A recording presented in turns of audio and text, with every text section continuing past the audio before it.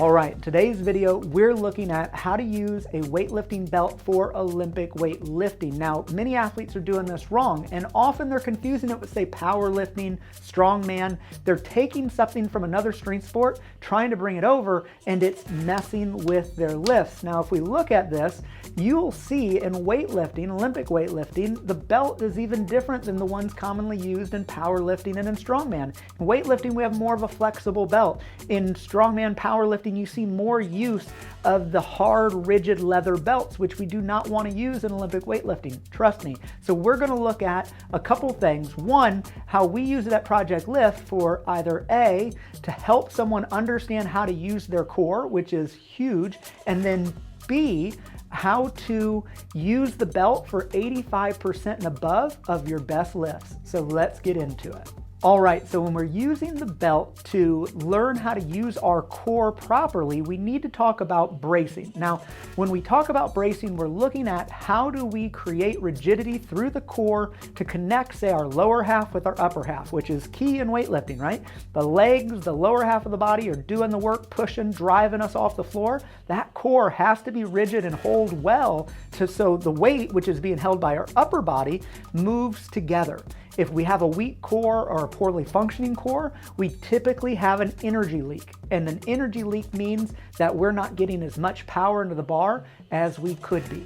We typically see athletes bracing their core in one of the following ways. They're flexing their abs or trying to flex their core muscles to create rigidity in the core, or they're trying to suck their core in, get real skinny. Both of those ways will create a little bit of rigidity, but are not the best approach at creating a good, solid brace in your core. The best way to do it is to breathe, use your breath, use your diaphragm to create pressure in your core 360 degrees around. So this means pressure is coming out to our sides, coming out to the front, and to the back. And you see a lot of athletes, when they take their belly breath, they'll breathe forward, they'll breathe into the belly, but nothing to the sides, nothing to the back. That's a huge opportunity. Another thing to note with our brace is that the brace should increase naturally when needed. So say we're doing this in a squat.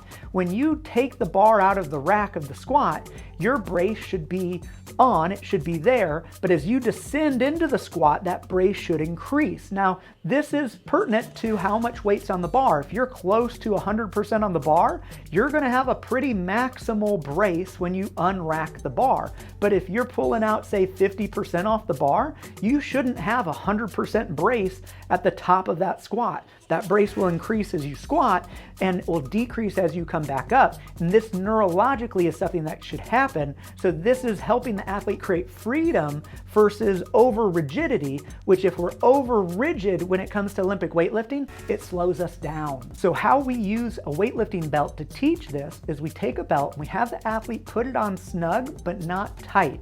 We then take paper towel. We take 2 paper towels, fold it up, and we take this paper towel and we put it behind the athlete's spine, between the spine and the belt. Now we cue them to breathe in to the belt to where that they're breathing in to crush the paper towel into the belt, feeling the ability to create pressure towards their back. Now keeping that pressure, then they do a squat. We start with lightweight with this. We train this, we teach this so the athlete's nervous system can start to remember this, because whether you realize it or not, this is the way that we'll brace naturally from a young age, but life happens and very often we lose this ability some point in our athletic or just our overall life.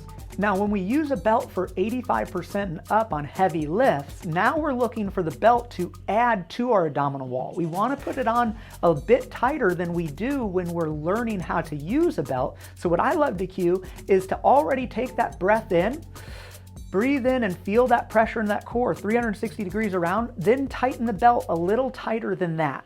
Then release that brace that you've already created, and it should be slightly looser, not overly tight, you can still move. And now we can use this in our lifts. Now, here's the thing, when we have that belt on and we're standing over the bar, our feet are underneath the bar, ready to squat down to grab it, let yourself take that breath 360 degrees to already create some pressure against that belt. Then go ahead and squat down, get set. And when you're down there ready to come from the floor, breathe in more and add pressure to the belt. A lot of athletes, when they first learn this, start to panic because they're holding their breath. As you get better at creating pressure into this belt and being able to have the pressure, you will be able to start to breathe without relaxing completely, letting everything go.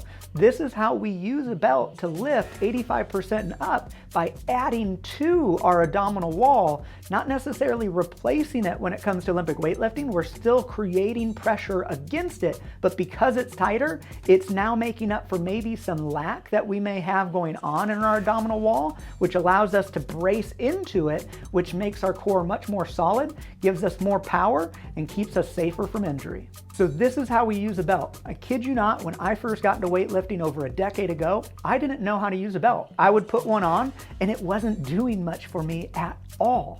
So I'll never forget, I was going for a max squat and I missed it. My coach at the time looked at me and was kind of gave me a look, and okay, so we re-racked the bar, and another coach asked me, "How are you using that belt?" And I said, "Putting it on." And he laughed. He said, "Hey, breathe into it." Now, when he cued me, he told me just to breathe into it. It didn't have the subtleties of breathing 360 degrees. I kid you not. I breathed into that belt and I hit that squat that I just missed like it was nothing, like it was easy as pie. And my coach was confused at the time, didn't know why I missed the first one to why I missed the second, or why I made the second.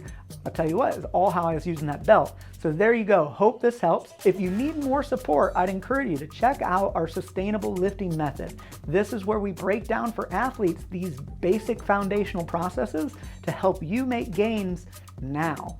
Now, if you need more support, reach out to us. We coach athletes from anywhere all around the world. So reach out to us. We'll set up a discovery call, see how we can support you on your journey. Make sure you smash that thumbs up button. It helps us a lot. Pay it forward. Send this forward to an athlete you know it could help, and subscribe. New videos are coming often.